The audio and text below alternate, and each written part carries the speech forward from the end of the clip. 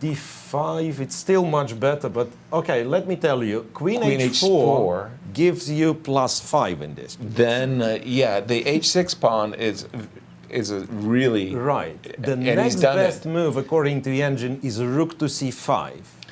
We do have Queen H4 Queen on H4, the board. the very best move in the position, and, well, according to machine, Anand's position is completely lost.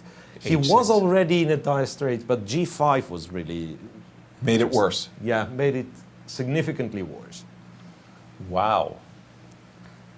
Okay. Yeah, now with King G7, there's just knight E6 check, so H6 pawn is gone. Ugh.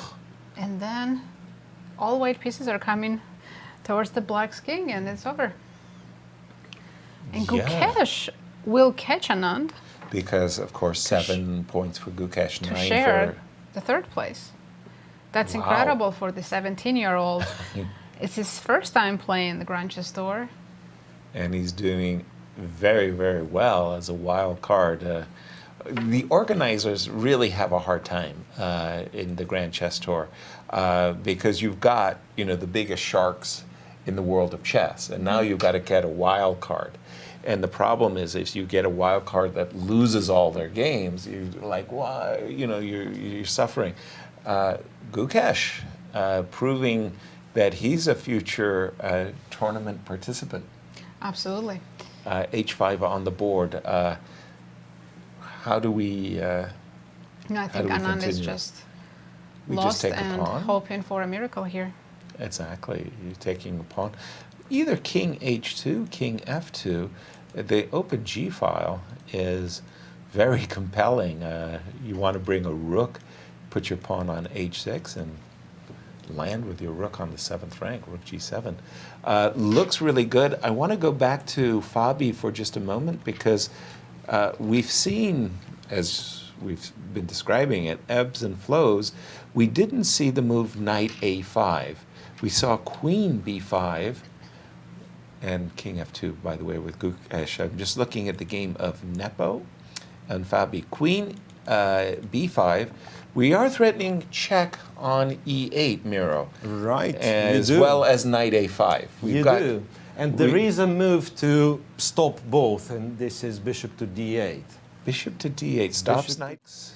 Oh, nice. Rook H8 and Bishop H6 is on should be over. White's agenda here. Vishy knows that things are really, really bad. King H7 on the board. King H7 played, and now Knight G6 is the only move to win, interestingly, but it's the most tempting move at the same time. Yeah, exactly. That's the problem with this kind of a winning move. It just, you know, it's so natural. I am surprised it's the only move because I see Knight D5, Queen F4. Isn't that also? Let's check. So Knight D5, it's Rook to D5, and Queen F4, H5 pawn is hanging. Okay. Yes. That's, once again, the engine does wonders protecting those kind of positions, but after Knight G6, it's done. Exactly. By the way, the problem also with Knight D5, Rook D5, suddenly the bishop uncovers the rook. Oh, right. Well, there's a little threat. It's like, oops, you know, like, and suddenly you got G8, Queen H6 mate is no longer mate. But Knight G6 is just, I mean, it hits all of the points. Knight F8 check is a fork, Rook H8 and Bishop H6 is a checkmate. You can't take on G6 and hope to survive. How do you think Gukesh is feeling right now, about to defeat his own personal hero? I bet you his heart is exploding. You know, like it's kind of disbelieving. And Vishy resigns. And for Gukesh, I mean, it's a really bizarre feeling. All my life, I wanted to meet Bobby Fischer.